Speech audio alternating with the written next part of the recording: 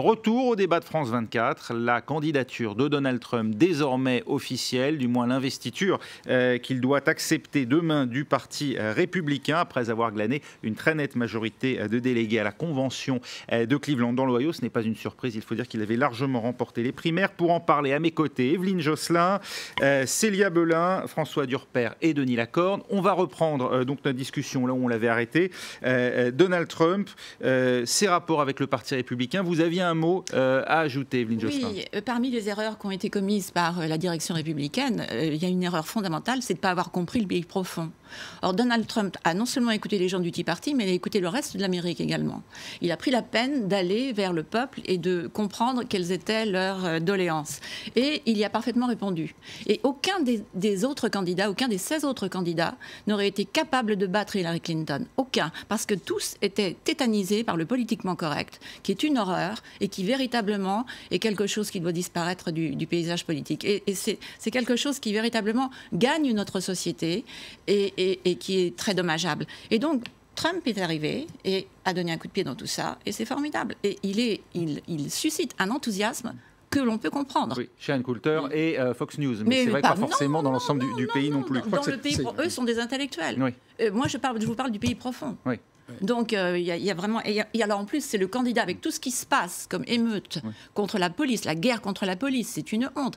Toutes les émeutes qui sont menées par les groupes parrainés par George Soros, il apparaît comme le candidat de l'ordre et de la loi. Alors, ça fait terminer avec le manque de loi de l'État Obama. Alors justement, voilà beaucoup de thèmes. Moi, je donnerais une autre explication pour expliquer le succès de Trump, qui n'est pas du tout celle qui vient d'être affirmée, à mon avis, de façon très arbitraire. Pourquoi Trump a réussi? Alors, c'est vrai qu'il y a une déconnexion entre l'establishment républicain qui n'a pas compris qu'il y a non pas une majorité silencieuse, comme disait Nixon, mais beaucoup de petits blancs d'origine européenne, des ouvriers, ce qu'on appelait les Reagan Democrats, qui sont déçus des politiques du Parti républicain et que Trump a su les séduire. Mais pourquoi il arrive à les séduire? Il est, si on prend les vieilles catégories de la sociologie de la religion de Max Weber, il est par excellence un leader charismatique. Le leader charismatique, selon Max Weber, qui écrivait en 1915, c'est quoi? C'est quelqu'un qui a pour principal, qui dénonce la tradition.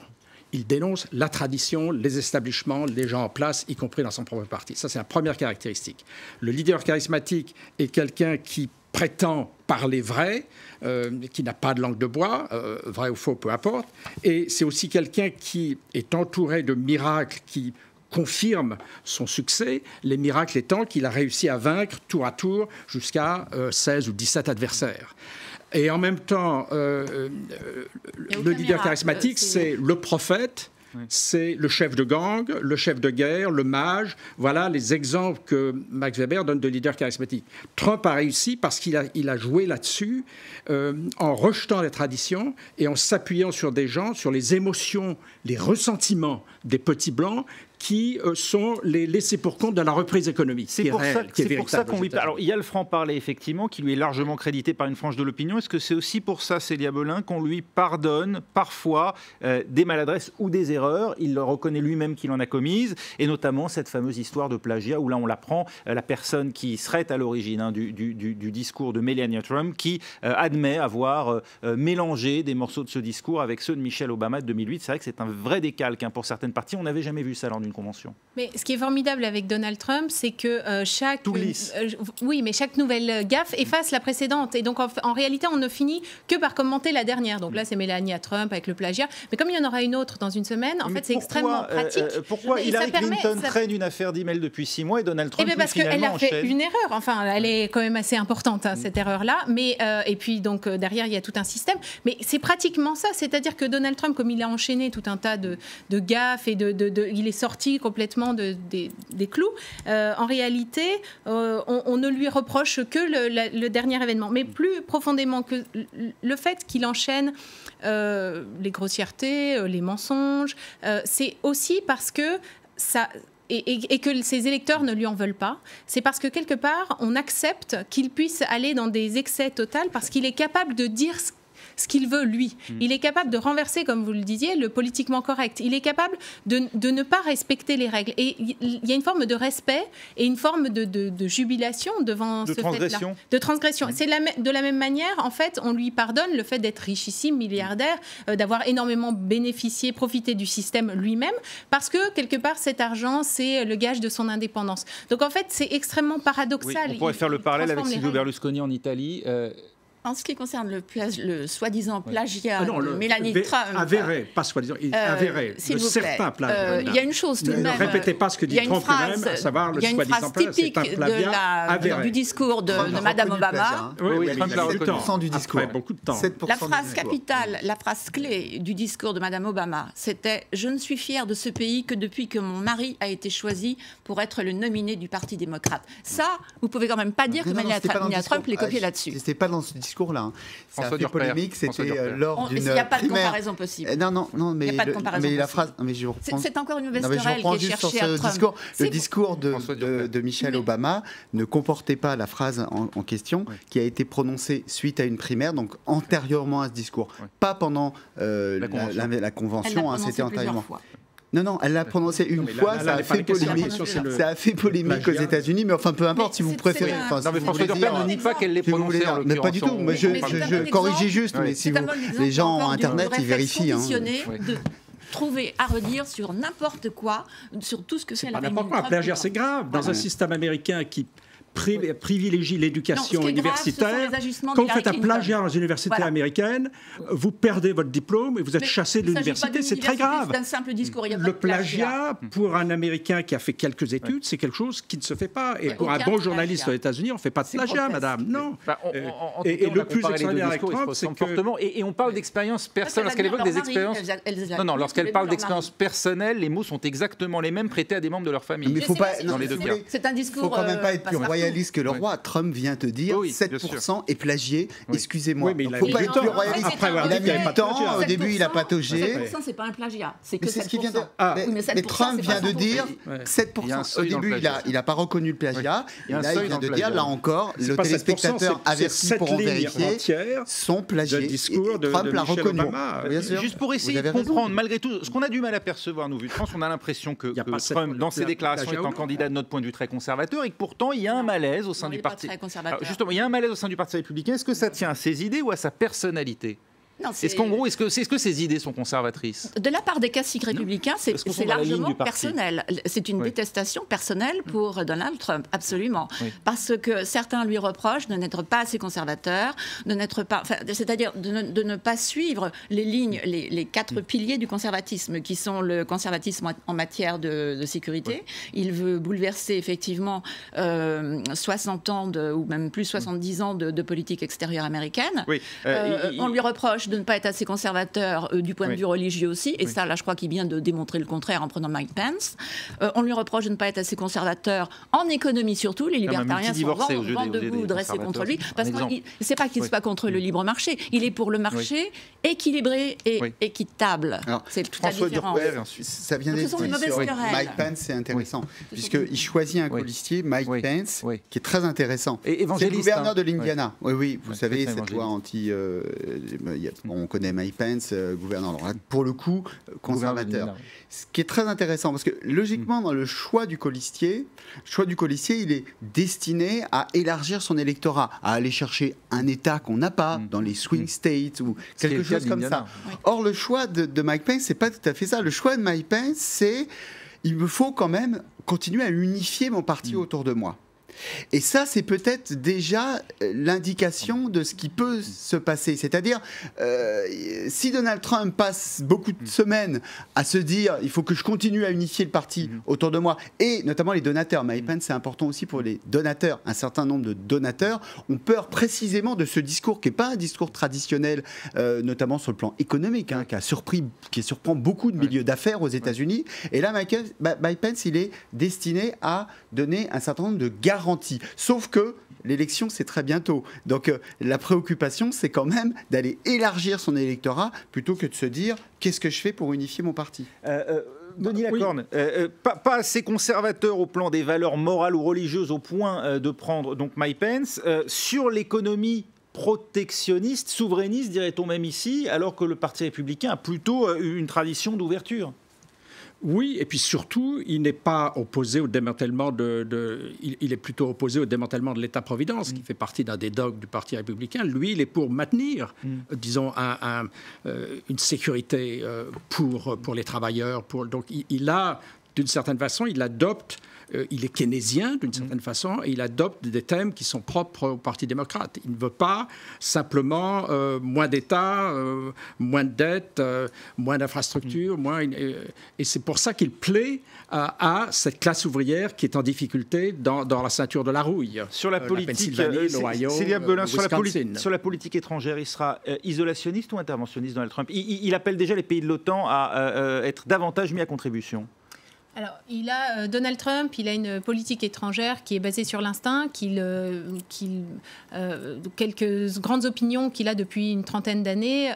Il se méfie des alliances de ses Européens et encore pire, de ses alliés moyen-orientaux qui coûtent cher, qu'il faut protéger, et asiatiques, qu'il faut protéger à grand renfort de soldats américains, alors que pendant ce temps-là, il profite de la garantie de sécurité américaine.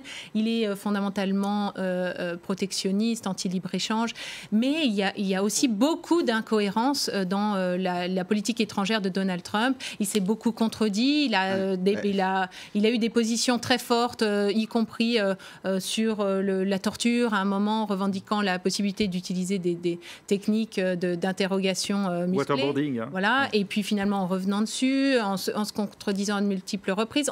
Pendant très longtemps, il n'a pas eu de conseiller sur la politique étrangère. Et donc, du coup, ses positions étaient quand même très limitées. Et en fait, Donald Trump, le cœur de sa plateforme politique, elle est à l'intersection entre la politique intérieure et la politique étrangère, puisqu'il parle des immigrés, il parle du libre-échange, il parle en fait du monde extérieur qui agresse les Américains. Et ça, c'est très bien ressenti par son électorat, ces ouvriers blancs chrétiens qui se sentent finalement les déçus, les lésés de la mondialisation et qui ont un sentiment, un besoin de relocalisation et de retour à une sorte d'Amérique passée, Make America Great Again, une sorte de nostalgie. François Durper, ensuite. Sur le plan de la politique étrangère, c'est intéressant, puisque aujourd'hui, d'ailleurs, c'est Make America First Again. Oui. Voilà, donc, il y a le jour... voilà. Et quand il parle de America First, qui est quand même assez étonnant, son grand discours de politique étrangère était étonnant, et c'est que America First, on sait historiquement, c'est les isolationnistes américains. America First, c'est se recentrer sur l'Amérique forteresse qui n'intervient dans le monde que s'il y a des intérêts américains qui sont concernés. Mais quand on lit et quand on passe au révélateur de l'écrit, notamment ce discours, il utilise parfois America First pour au contraire dire on a un weak leadership, on a un leadership très faible et il faut intervenir. Donc parfois il utilise America First, étonnant comme s'il ne connaissait pas vraiment ce que voulait dire America First, pour dire il faut que l'Amérique intervienne à nouveau. Mais ce qui est très intéressant, c'est que là, on n'est plus dans America First, on est dans le thème de la première journée de la Convention. Make America...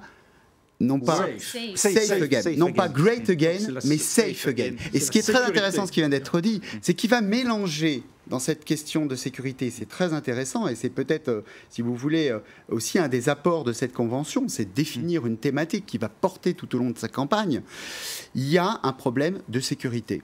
Le pays est divisé, le pays part à volo, la responsabilité c'est clair, Obama et puis Hillary Clinton, et ça lui permet d'expliquer l'ensemble, c'est-à-dire à la fois sur le plan de la politique étrangère, regardez ce qui se passe au Moyen-Orient, etc., c'est du n'importe quoi, nous allons détruire Daesh, et donc c'est une question de sécurité, mais également la question de la sécurité intérieure avec ce qui s'est passé à Dallas, ce qui s'est passé récemment à Baton Rouge, c'est-à-dire stigmatiser, si vous voulez, l'anarchie dans les villes. Il l'a dit dans son dernier tweet, juste après Baton Rouge. Alors, sur America First et sur l'isolationnisme, je vous engage à lire mon livre parce que j'y consacre une grande partie. Trump, comme tout ce qu'il touche, a complètement relooké le concept d'America First. C'est-à-dire que il prend ce qui lui plaît. C'est pas de Buchanan quand même en 1987. Il prend ce qui lui plaît, mais ça n'a rien de neuf.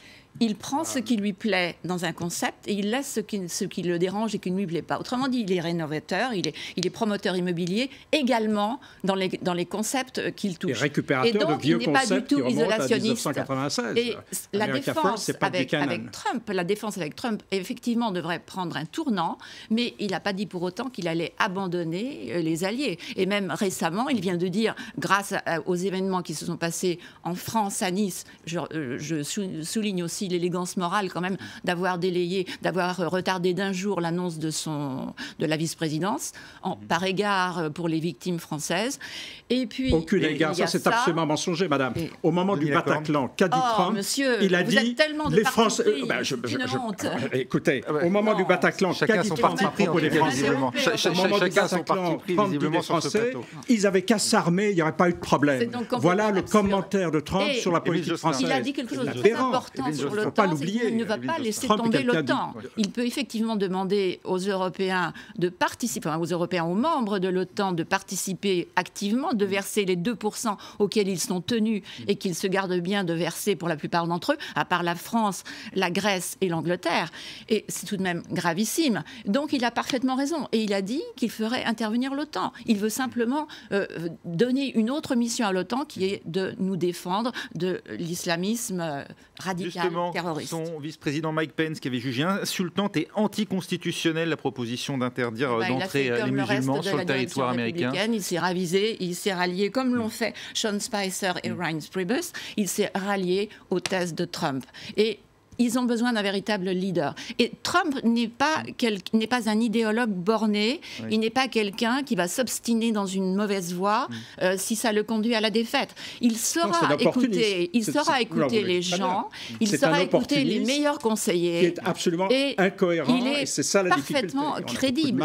Et c'est ça que des gens comme monsieur ont du mal à accepter. Ce que je comprends très bien, et vous le dites très bien, c'est que c'est un opportuniste. C'est vous qui dites qu'il est un opportuniste. Je n'ai jamais dit que c'était un opportuniste. Vous avez dit qu'il sera s'adapter. Irrationnel et incohérent. Il ne peut pas savoir quelle sera sa politique étrangère. Il a le don de l'écoute. Non, tout sauf l'écoute. Tout sauf l'écoute. Il a le don de l'improvisation. Monsieur, vous ne le connaissez pas. Mais il n'a pas le don de l'écoute. Ça, vous ne pouvez pas dire ça. Il a le don d'écouter l'improvisation et d'écouter ses conseillers. Et il a le don de choisir les conseillers. Il n'en a pas. Il a des conseillers de deuxième zone, de deuxième catégorie.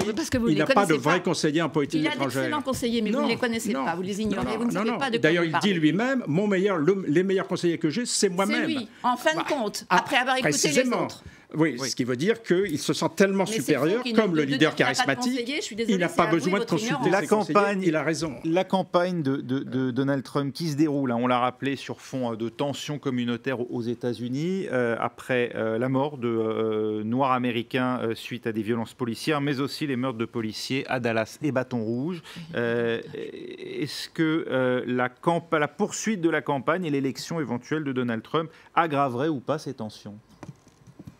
Est-ce qu'elles sont de nature à aggraver ces tensions ? Il y a un calme plat, là je peux vous répondre. Ces tensions ont été créées par la politique d'Obama qui est extrêmement clivante et qui est tout le temps racialisée. Il n'y a pas un sujet qui ne soit pas vu sous le biais de la race par Obama et son administration. Et ça, c'est un dommage extraordinaire qu'il a fait à l'Amérique en 8 ans. C'est incroyable de soutenir des contre-vérités de cette nature.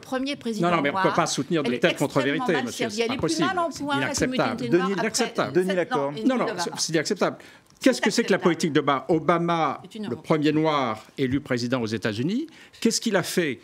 Dès le premier jour, dès ses premiers discours, relisez son discours de l'Union, etc., il fait tout pour dire précisément, moi je ne suis pas un noir qui est président, je suis un démocrate, il se trouve que je suis noir, et ma politique n'est surtout pas de privilégier ce qu'Obama a dit, est-ce que un seul groupe. C'est pas la même je suis inclusif. Obama, tous les discours d'Obama sont inclusifs. Il dit dans son discours de l'Union, vous avez tort, madame, relisez son discours, nous sommes un pays de chrétiens, de musulmans, d'hindous, de non-croyants, et il insiste sur le caractère inclusif de sa conception de l'Amérique.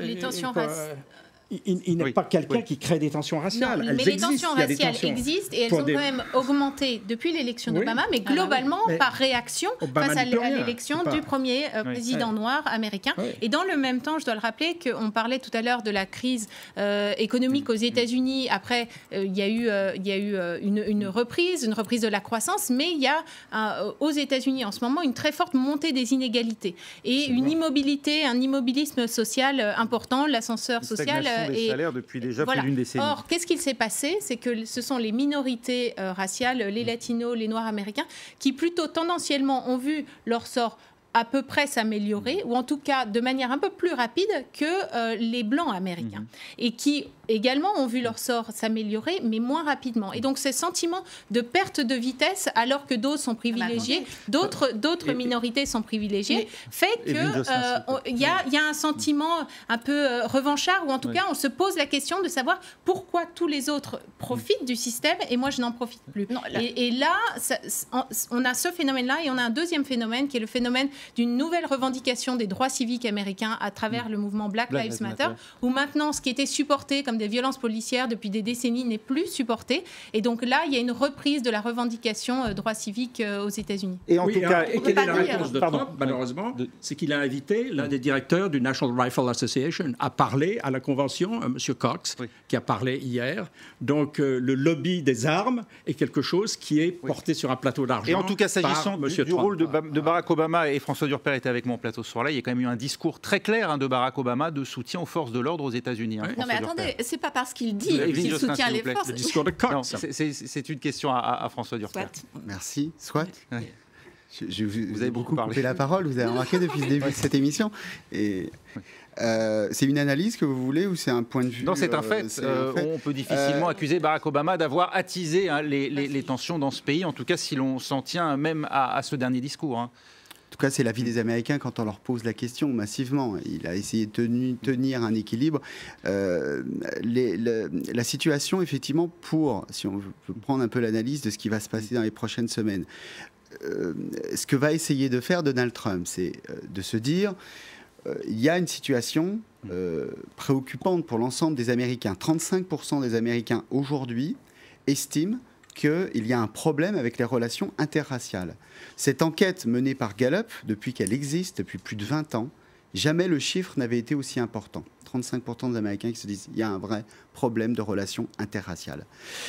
Lui va essayer de faire ce qu'avait fait, vous savez, Nixon à la fin des années 60, dans un contexte très différent, en disant « majorité silencieuse, vous qui n'êtes pas Black Lives Matter, qui ne descendez pas dans la rue, qui ne militez pas, vous qui êtes effectivement cette classe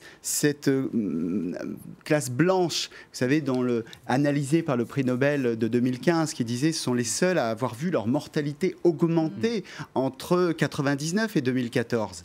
Il va essayer de prendre ça. Sauf que, comme ça a été dit dès le début par Denis Lacorne, l'Amérique de 2016 n'est pas l'Amérique de 1968.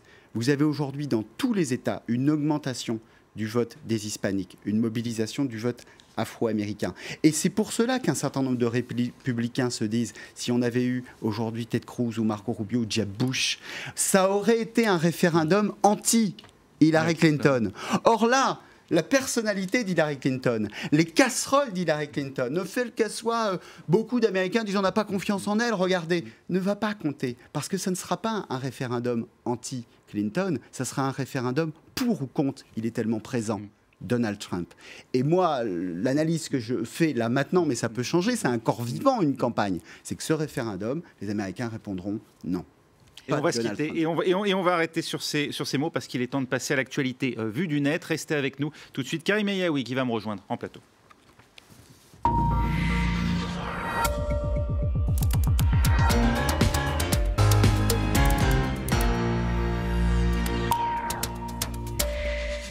Et avec Karim, un œil sur les médias. Bonjour Karim. Bonjour à tous. On revient notamment sur ce qui a fait le buzz de cette convention jusqu'à présent, en tout cas vu d'ici.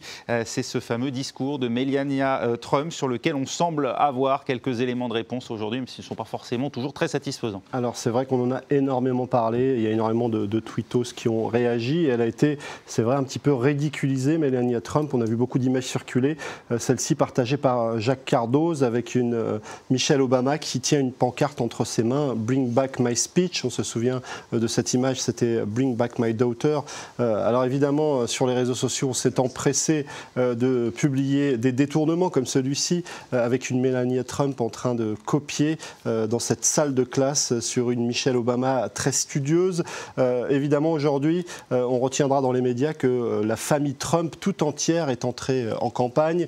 Le journaliste de RTL, Philippe Corbet, a publié cette image avec une pointe d'ironie. Je vais à une conférence de presse de Donald, Melania, Ivanka, Donald Jr., Eric et Tiffany Trump. Je suis tout excité. Le site du Point lui souligne que ses enfants redorent un petit peu le blason de Donald Trump après les gaffes de Melania, notamment sa fille. Le compte Twitter de Paris Match plutôt publie cette image de Tiffany Trump qui convie son petit ami démocrate à la convention républicaine. Une image évidemment forte et avec un but très clair. Et puis cet autre site internet, celui de Bloomberg, qui cite Tiffany Trump, qui ne tarit pas d'éloges sur son père. Alors cette histoire de plagiat, le fils de Donald Trump s'en amuse même avec cette déclaration. J'ai écrit chaque mot de mon speech. Donald Trump, lui, ne semble pas particulièrement perturbé par ce petit couac. Sur son compte Twitter, il écrit finalement, c'est une bonne nouvelle que le speech de Melania ait eu tant de publicité. Peut-être un des speeches qui retiendra le plus l'attention à travers l'histoire. Il en profite aussi pour égratigner. En même temps, si on le martèle tous les 8 ans, il risque de rentrer dans les têtes au bout d'un moment. C'est clair, c'est clair.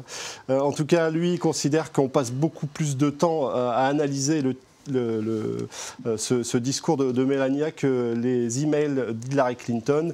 En tout cas, on avait annoncé hier qu'il n'y aurait pas de sanctions, que personne ne serait viré après ce couac. Pourtant, une des principales responsables de la communication, Meredith McIver, a expliqué qu'elle démissionnait, mais une démission qui n'a pas été acceptée. Alors, on n'a pas le temps d'évoquer tous les autres sujets, mais en tout cas, il y a beaucoup de choses sur cette convention républicaine et sur Donald Trump. Donald Trump qui aura au moins réussi cette prouesse de faire applaudir un discours de Michelle Obama par des républicains. Merci beaucoup. C'était le débat aujourd'hui. À suivre dans un instant un prochain journal.